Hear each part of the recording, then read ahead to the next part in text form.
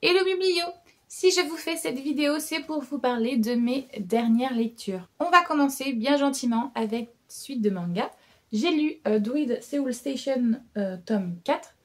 Pour ceux qui connaissent pas, c'est l'histoire en gros de notre monde. Là on est en Corée où il y a eu, comment dire ça, des espèces de portails où certaines personnes sont envoyées sans le vouloir. Et il y a des créatures qui peuvent sortir de ces portails.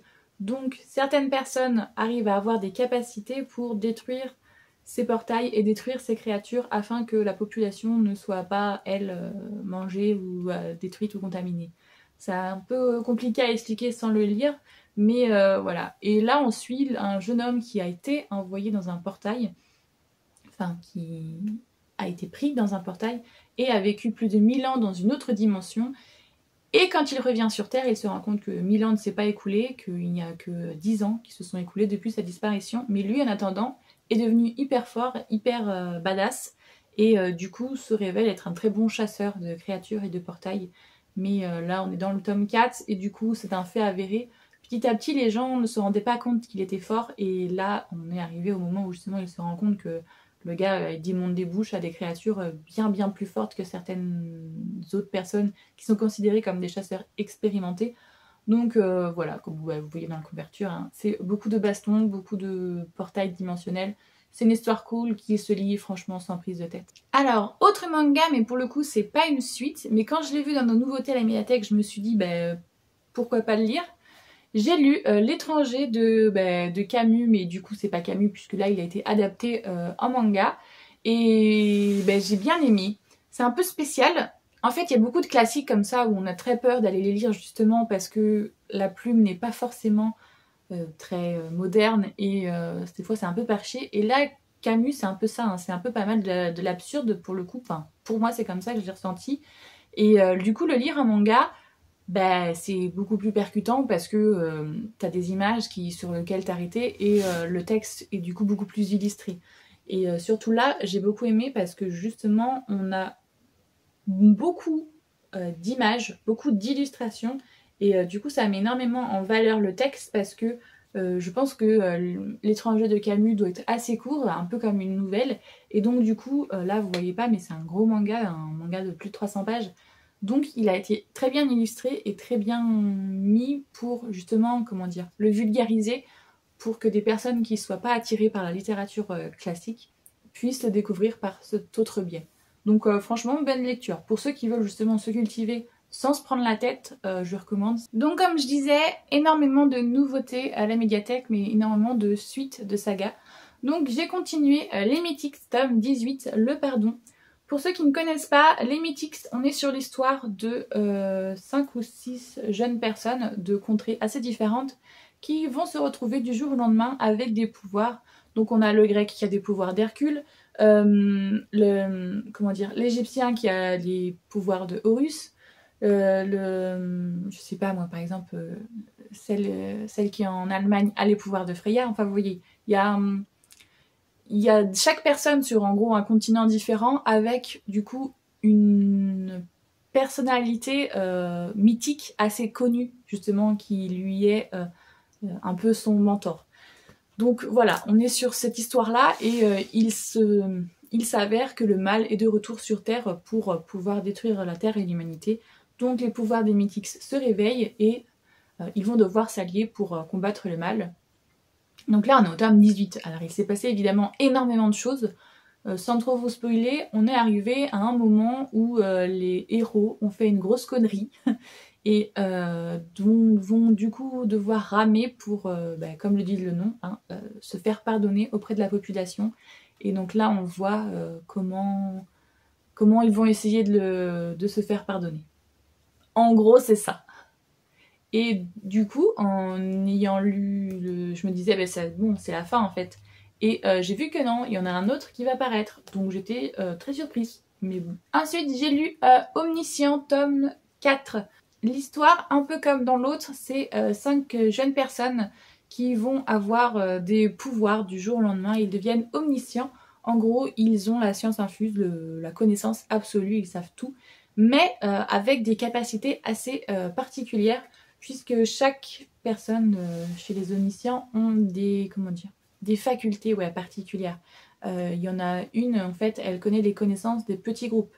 Il y en a un autre qui est plus dans tout ce qui est émotionnel. Il ressent les émotions. Il est plus intuitif. Il y en a un autre, lui, c'est plus, comment dire, elle est capable de voir les choses passer. Enfin bref, chacun a vraiment des caractéristiques assez particulières et va se passer un truc assez étrange, c'est qu'au début, donc, ils vont se rendre compte que voilà, ils ont ce pouvoir-là absolu. Et ils vont surtout se rendre compte qu'il y a une autre bande en face de 5 personnes qui eux aussi ont des connaissances et le pouvoir absolu, mais eux, le but des omniscients, c'est de sauver justement la connaissance et le savoir de l'humanité, alors que les iconoclastes, l'autre bande en face, elle, c'est de détruire justement, un peu en mode anarchiste, de tout détruire pour repartir sur des basses scènes. C'est ça en gros le délire, et là on arrive justement au moment où ils vont devoir, les deux teams se sont rencontrés l'une et l'autre, et vont devoir s'affronter pour savoir qui va gagner. Comme vous voyez, là il y a une confrontation. Franchement, ce tome-là, je l'ai pas trouvé super intéressant. À voir ce qui va se passer par la suite, parce que là, au vu de ce tome-là, ça ne fait que relancer en gros une nouvelle chose. Je pense que ça aurait mérité à être, je sais pas, mieux amené. Enfin, ce tome-là, en gros, il m'a un peu déçu. Je sais pas comment l'expliquer, mais je l'ai lu, je fais ouais, bof, sans plus. J'ai préféré les 2 premiers tomes. Le 3e était cool, mais pareil, il manquait quelque chose.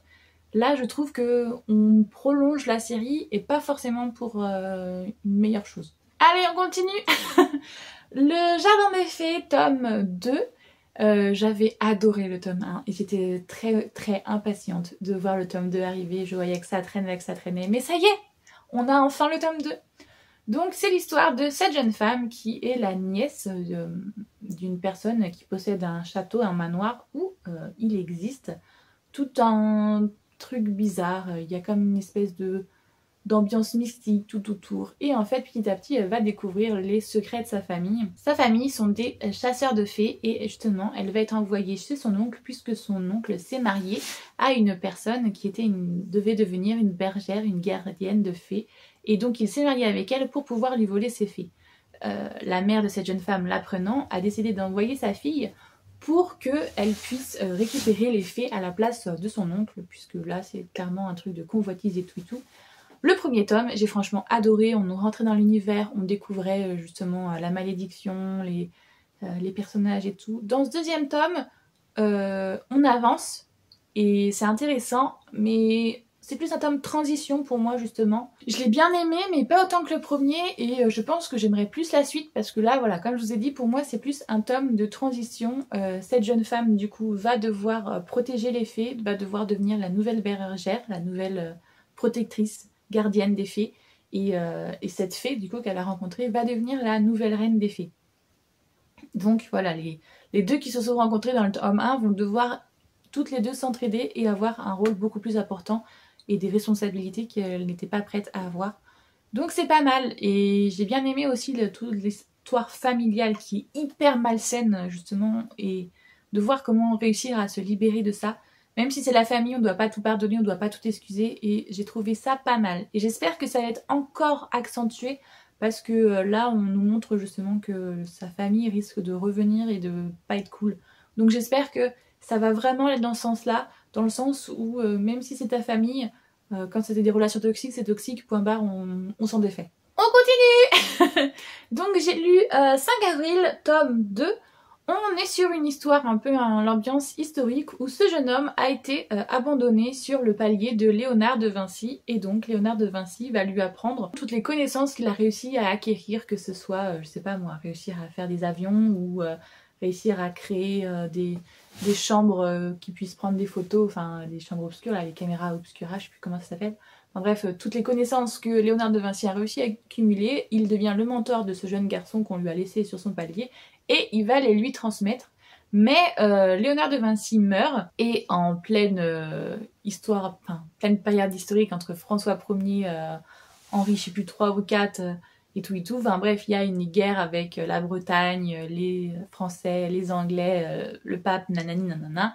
Et du coup, ce jeune homme se retrouve en plein milieu d'un complot et doit réussir à gérer ça tout en cherchant son identité, parce que il a été abandonné sur le palier de Léonard de Vinci, mais en attendant, il ne sait pas qui il est. Et donc du coup, On voit qu'il y a une quête comme ça, de réussir à élucider le complot et en même temps réussir à savoir qui il est. Dans ce tome-là, on est un peu plus sur la relation qu'il y a eu entre le roi Henri, alors je sais plus c'est 3 ou 4, et Anne Boleyn, je sais pas comment ça se prononce.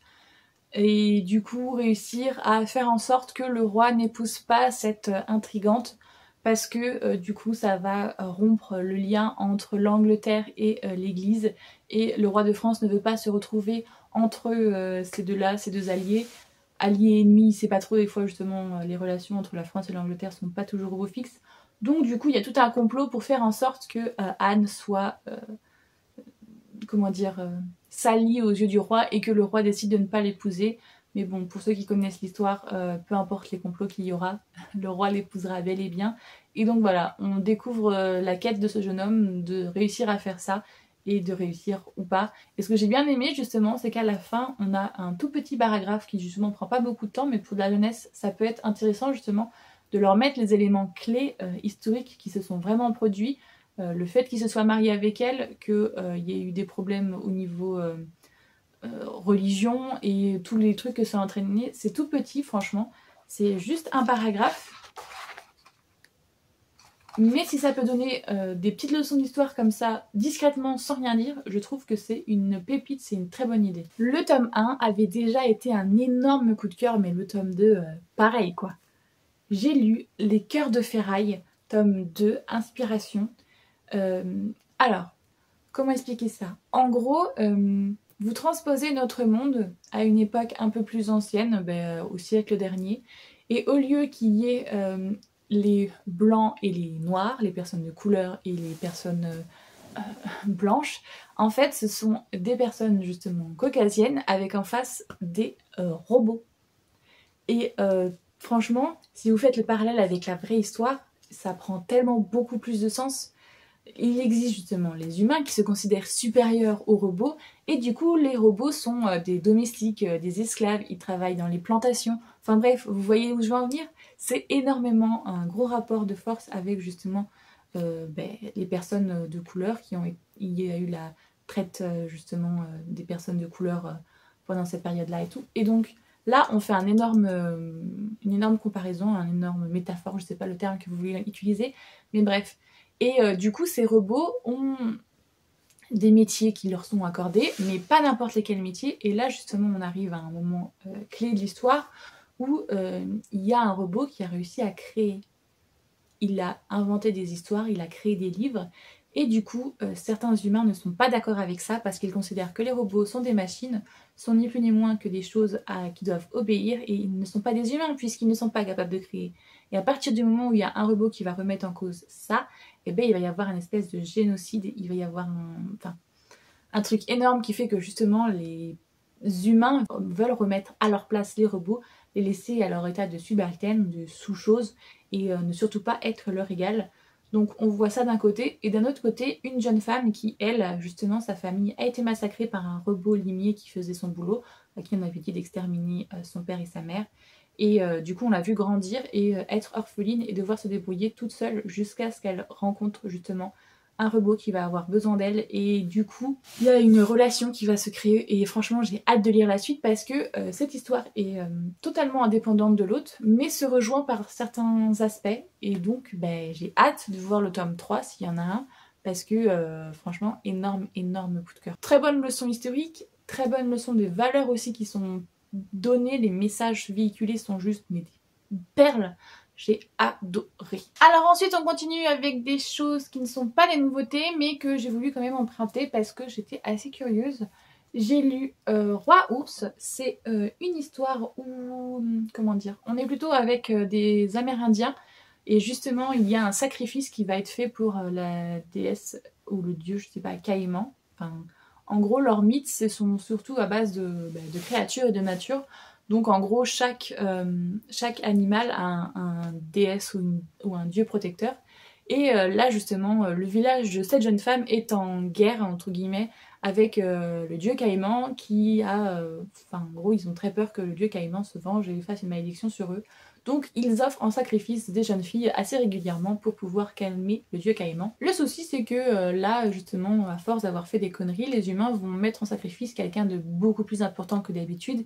Ils vont mettre la jeune fille du chaman, la jeune fille d'une des personnes les plus importantes du village. Cette jeune fille va se sacrifier bien volontiers, mais le dieu ours va passer par là et va décider que non, cette jeune fille ne sera pas sacrifiée, il l'aime bien et il n'a pas envie qu'elle meure.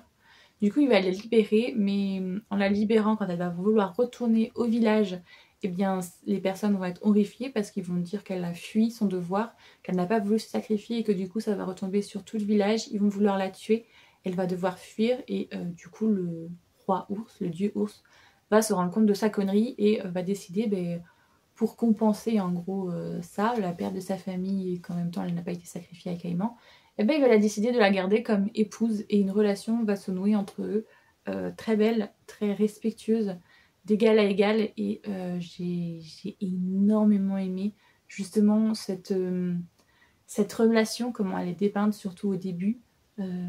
Enfin, tout est dans le respect, la gentillesse, la bienveillance.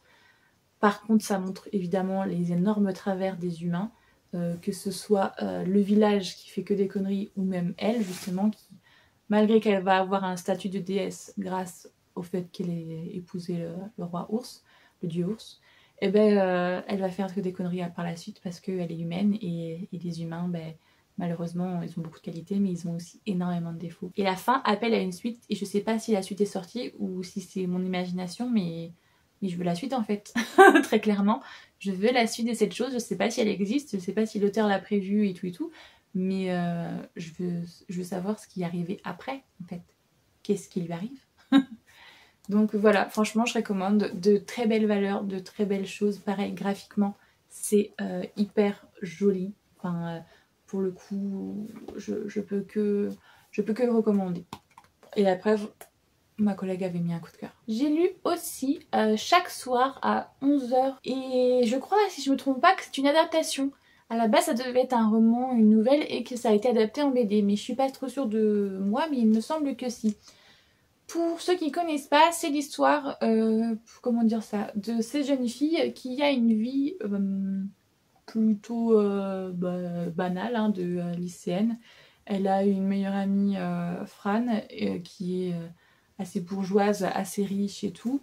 Et son petit ami, c'est le frère de celle-ci, qui est plutôt le gars populaire du lycée, mais qui en fait pas trop parce que justement papa et maman ont assez d'argent pour combler tous leurs besoins. Et elle, à l'inverse, elle vit avec une mère célibataire qui travaille et qui du coup n'est pas toujours là. Et un jeune homme de son lycée, qui est un jeune homme assez discret, assez mystérieux, va lui proposer de devenir la prof de sa petite sœur parce qu'elle joue d'un instrument. Je sais plus c'est quoi exactement, mais bref. Et du coup, elle va devenir la prof particulière de sa petite sœur. Mais elle va se rendre compte que cette famille est assez disparate, tout en étant très proche, justement. À l'inverse, où elle voit par exemple la famille de son petit ami et de sa meilleure amie, où ils sont très riches, mais ils se voient jamais, ils sont pas là les uns pour les autres pour s'entraider, ils sont assez vicieux, assez cupides. Elle va se rendre compte que cette famille a vécu beaucoup de traumas, la famille de la jeune fille pour lequel elle est professeure, parce que la mère a eu un accident ou s'est suicidée. Non, a eu un accident, du coup pas mal de secrets de famille ont été révélés et le père s'est suicidé par la suite. Et donc du coup les 3 ou 4 enfants sont livrés à eux-mêmes dans ce grand manoir. Et voilà, ils font ce qu'ils peuvent avec les moyens du bord, mais ils sont toujours soudés les uns aux autres. Et du coup petit à petit elle va rentrer dans cette famille et justement elle va essayer de découvrir tous les secrets. Et des fois il faut mieux pas, des fois il faut juste laisser les secrets là où ils sont, et c'est ce qu'essaye de lui expliquer un des gars, mais visiblement elle n'entend pas de cette oreille. Ça se compare un peu justement à du suspense, thriller, polar, où on mène l'enquête avec la jeune fille pour savoir qu'est-ce qui se passe, pourquoi c'est aussi creepy, pourquoi c'est aussi bizarre, tous ces secrets et tout. Bref, c'est plutôt pas mal. J'irai pas jusque ma collègue mettre un coup de cœur, mais ça se lit facilement. Ensuite, j'ai lu le Bel Alex. C'est l'histoire de Noah, et non pas Alex, qui justement va tomber amoureux de Alex, une jeune femme qui a des goûts assez précis dans sa tête. Elle aime Marley, très clairement. En gros, c'est le chanteur ou star de cinéma, je sais plus, de son époque. Elle aime tout ce que ce type fait. En gros, elle aime sa coiffure, sa manière de s'habiller, nanani nanana. Et donc, ses fesses, par exemple, pour donner qu'un exemple. Et donc, du coup, elle est en relation plutôt chill. Justement, ils ne sont pas en relation avec Noah, le jeune homme. Et on va suivre Noah faire toute une transformation physique pour ressembler maximum à l'idole de celle qu'il aime, pour qu'elle l'accepte, qu'il soit enfin en relation officielle, qu'elle n'ait pas honte de lui et tout. Relation hyper toxique. Alors, c'est un peu bizarre de dire ça, mais j'ai adoré. Parce que justement, on nous le montre d'un point de vue où c'est un homme qui va changer physiquement pour une femme et non pas l'inverse, malgré qu'en général ce soit plutôt l'inverse qui se produit dans la vie, parce qu'on les connaît, toutes les femmes qui ont voulu maigrir pour plaire à leur mari, qui se sont mis au sport pour être plus fermes pour leur mari, qui ont du coup aussi voulu perdre du poids pour eux, ou alors faire des implants et tout, c'est fréquent, hein, la pression sociale qu'on met sur les femmes pour justement qu'elles ressemblent à un certain type de canon de beauté et voilà. Et bien là, le voir du côté d'un homme, justement, ça fait plaisir, ça change. Mais ça n'empêche pas que c'est quand même hyper destructeur. Et justement, on nous montre toute la phase de... la fille fait des petites réflexions comme ci, comme ça, à l'air de rien. Mais finalement, ça a un énorme impact sur lui et sur sa vision. Et justement, comment il va en arriver à se faire énormément de mal pour lui plaire à elle. Et elle va lui reprocher du coup de faire ça alors qu'elle lui a rien demandé. Très clairement. Elle reproche à son ex justement d'avoir eu ce côté compter les calories, faire énormément de sport, faire attention à son apparence et tout. Et quand elle va arriver avec lui, au début, elle va lui dire toi, je t'aime bien parce que justement, t'es naturel, t'es comme t'es chill, on peut manger ce qu'on veut sans que tu me prennes la tête. Et le souci, c'est que justement, à force de faire des petites réflexions sur son poids, sur ses fesses, sur ceci, sur cela, c'est elle qui va entraîner cette relation encore défectueuse et qui va le rendre lui à un moment clairement anorexique. Et voilà, du coup j'ai énormément aimé ce bouquin parce que il montre le processus d'une relation hyper toxique se mettre en place et je trouve ça mais très très très bien réalisé. Mon seul bémol, c'est que je comprends pas le titre. Le bel Alex, je comprends pas puisque le personnage principal s'appelle Noah. La fille s'appelle Alex et le personnage, en gros phare, l'icône, s'appelle Marley. Donc, je comprends pas pourquoi ce bouquin s'appelle Le Bel Alex. Ça s'appellerait Le Bel Noah, ok, ça comprendrait puisque c'est le personnage principal. Le Beau Marley aussi, puisque pareil, c'est le personnage phare, en gros l'idole auquel les deux veulent arriver. Mais le bel Alex, je comprends pas. Puisque Alex, c'est elle, l'antagoniste. Et que c'est une femme. Donc le bel, je comprends pas. Voilà. Mais sinon, j'ai adoré cette histoire. Franchement, je la recommande. Elle est très très bien faite. J'étais en train de tout ranger et je me suis rendu compte que j'ai oublié de vous parler d'une des BD. Donc voilà, une BD jeunesse, Brume. Pour la petite histoire, c'est l'histoire de jeune fille qui est persuadée d'être une sorcière et qui du coup s'habille comme telle. Elle vit dans un tout petit village où il y a eu une très grande sorcière, Naya, il fut un temps, mais elle a disparu. Et depuis, tous les villageois ont très peur parce qu'ils ne savent pas si les malédictions vont revenir. Ils sont très très superstitieux. Il y a un phénomène étrange qui va se produire. Et donc cette jeune fille va décider d'aller faire la quête, d'aller affronter le dragon puisqu'elle considère qu'elle est la nouvelle sorcière du village. Donc elle doit le protéger et comme il y a peut-être un dragon qui va venir et tout détruire, il faut qu'elle aille à la rencontre de ce dragon pour le tuer et l'empêcher de faire du mal au village. C'est une histoire très drôle, très loquace puisqu'il y a pas mal de petites scènes qu'elle croit que c'est elle qui fait parce que c'est elle qui est magique alors que pas du tout. Et à l'inverse des moments où elle fait vraiment de la magie et là du coup on se rend compte qu'il y a peut-être une réelle histoire.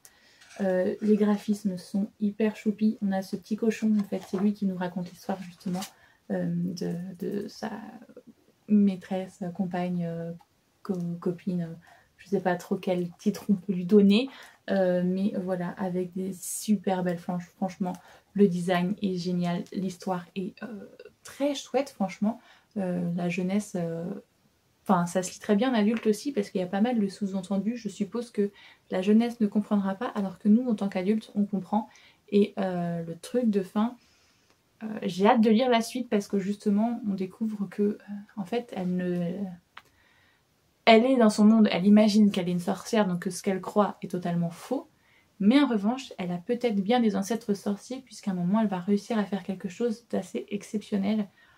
Donc voilà, et puis on a son acolyte aussi là justement, un jeune humain tout à fait normal qui est très peureux mais qui la suit dans tous ses trucs parce que justement si c'est elle la nouvelle prochaine sorcière, il veut être ami avec elle parce que comme ça il aura une amie super puissante. Donc voilà, il leur arrive des petites péripéties, c'est une toute petite BD hein, de jeunesse, mais j'ai hâte de lire la suite parce que graphiquement c'est génial, c'est assez drôle, il y a beaucoup d'humour dedans et puis je pense qu'il y aura des très beaux messages au fil des tomes qui vont être transmis. Donc franchement, je recommande, elle est super chouette. Et voilà, je vous ai parlé de toutes les BD, je vais arriver maintenant au seul roman dont je dois vous parler dans cette vidéo. J'ai lu le Twist and Tale Au bout du rêve de Farah Rochon, je sais pas comment on le prononce. Pour ceux qui ne connaissent pas, les Twist and Tale, c'est les Disney, mais on prend un élément de l'histoire et on le change et voir ce que ça donne, si ça change toute l'histoire ou pas.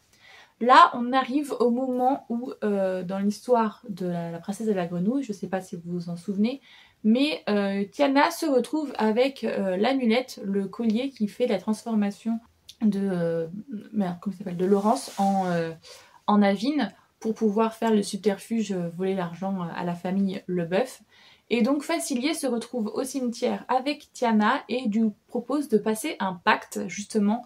En échange du collier, il lui donnera tout ce qu'elle veut et en l'occurrence, ce qu'elle veut, c'est un restaurant et surtout son père. Elle veut que son père ne soit pas décédé, elle veut le faire revenir à la vie et c'est ce qui va malheureusement se passer. Facilier va faire ce pacte avec elle et ça va entraîner en l'occurrence pas mal d'autres choses parce que Facilier lui dit « Ok, je ramène ton père à la vie, mais en échange, tu dois oublier ta relation avec Navine. » Et donc c'est ce qu'elle va faire. Et on se retrouve un an plus tard après qu'elle ait fait ce pacte.